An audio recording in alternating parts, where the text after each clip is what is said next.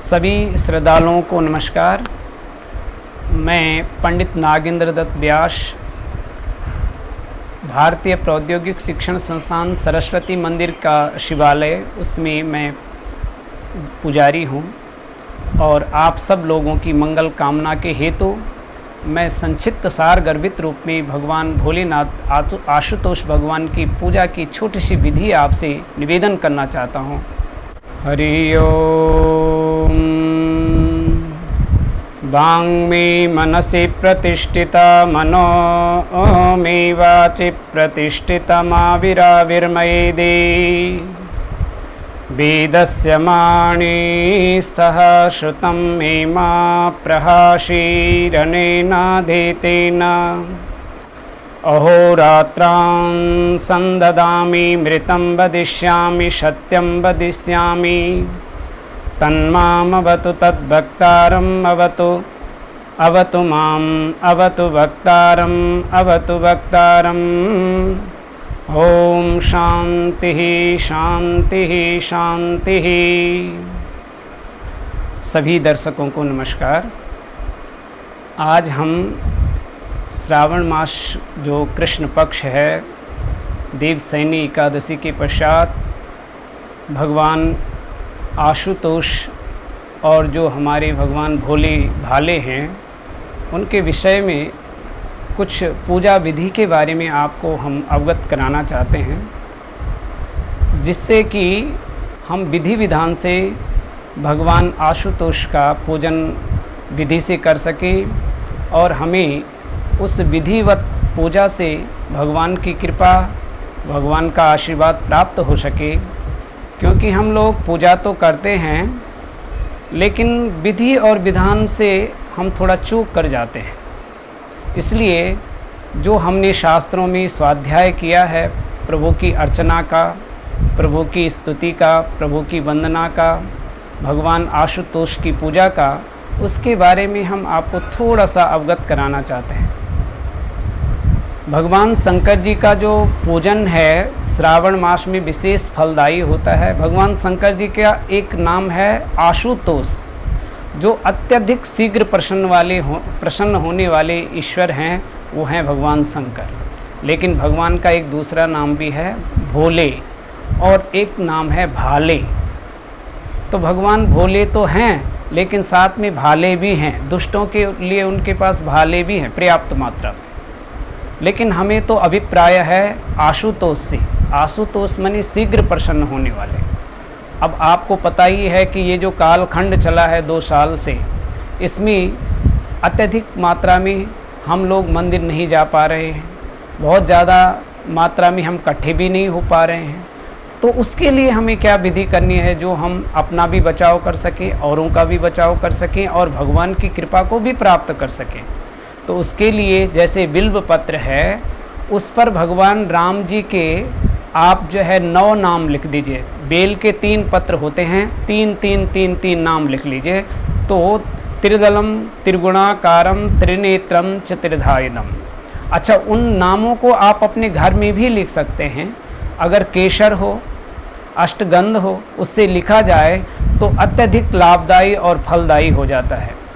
तो बेल पत्र पर भगवान के एक पत्ते में राम का 3 बार नाम लिखना, और उन 3 अगर आप पत्ते चढ़ाते हैं तो वो 3 करके हो जाता है। इस तरह से एकादश से भी ज़्यादा हो जाता है और एकादशी रुद्र माने गए हैं।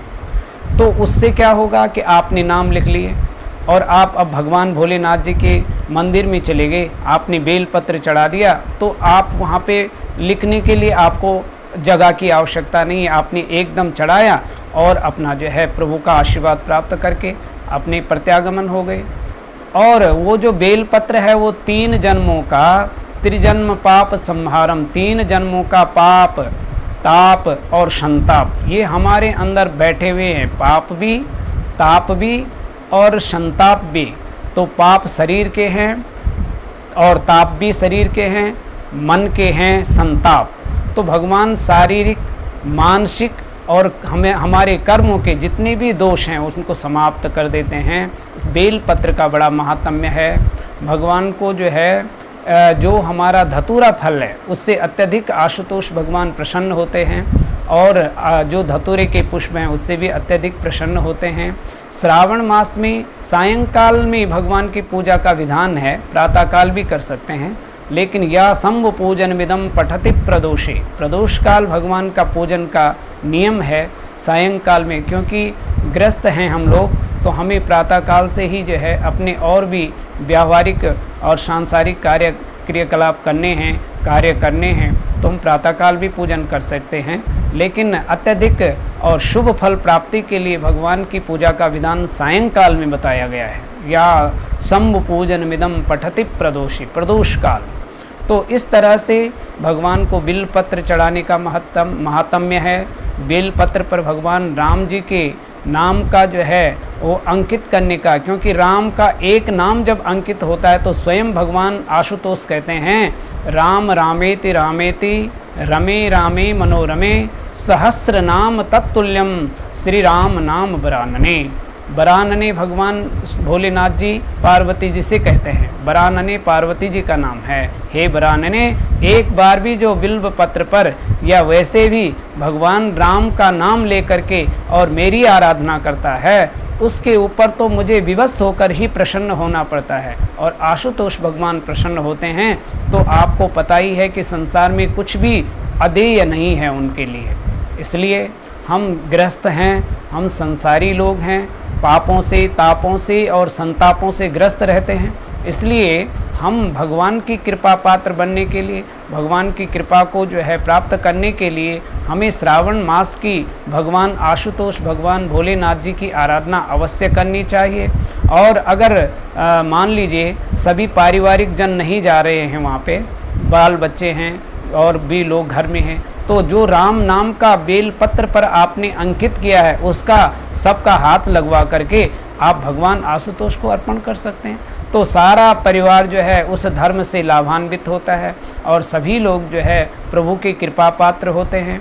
और संसार में भगवान की कृपा पर जो है जिस तरह से राष्ट्रपति का जो है एक अधिकार अलग से होता है, उसी तरह से भगवान की कृपा का एक अलग अधिकार होता है। जो हमारे पुरुषार्थों से हम अपना काम नहीं कर पाते, वो सब भगवान की कृपा से हमारे संपन्न हो जाते हैं। और भगवान की कृपा भी ऐसी ही नहीं होती, क्योंकि भगवान ने हम सब लोगों के लिए कर्म की प्रधानता रखी है। और श्रावण मास में भगवान भोलेनाथ जी का जो कृष्ण पक्ष विशेष करके है, जो अभी जो है पूर्णमासी के पश्चात 25 तारीख से जो प्रारंभ हो रहा है, और उसके बाद जो 6 तारीख को हमारी शिवरात्रि है, उसमें जो ये पर्व है ये बड़ा दिव्य पर्व है। और इसमें भगवान भोलेनाथ जी की पूजा आराधना अर्चना इस विधि से की जाए। उसमें पंचामृत होता है, पंचामृत को भी अलग अलग डालने में समय लगता है, बहुत हमें जो है बैठ के करना पड़ता है। तो उसको उसके बचाव के लिए भी हम एक चांदी का पात्र हो तो अत्युत्तम होता है, क्योंकि चांदी का और कांसे के पात्र से ही भगवान भोलेनाथ जी को पंचामृत अर्पण करना चाहिए, और ताम्र पात्र का वर्जन करना चाहिए हमेशा। तो उसकी समय को बचाने के लिए और ये कोविड आदि की जो मर्यादा है उससे बचने के लिए हम पंचामृत को घर से ही एक पात्र पर, जो कांस्य पात्र हो अथवा जो है वो पीतल पात्र हो, अथवा उसके सबसे सर्वश्रेष्ठ तो चांदी का पात्र है, लेकिन वो अपनी अपनी सामर्थ्य है, लेकिन ताम्र पात्र का वर्जन करना चाहिए। और उसको दूध, दही, शहद, शक्कर और घी, ये पंचामृत होता है, इसको जो है मिश्रित करके और भगवान भोलेनाथ जी के 5 बार ओम नमः शिवाय नाम उच्चारण कर भगवान भोलेनाथ जी को अर्पण करना चाहिए। वो शीघ्र भी हो जाता है। और वो वाली व्यवस्था अब नहीं है कि हम बैठ करके भगवान का अर्चन करें और वो जो है अभिषेक करें, क्योंकि और लोग भी होते हैं श्रद्धालु जो अपनी श्रद्धा अर्पण करना चाहते हैं, तो ये मर्यादा भी हो जाएगी और कोविड के नियमों से भी हम बच जाएंगे और भगवान को भी अपनी हम श्रद्धा और आस्था समर्पित कर पाएंगे।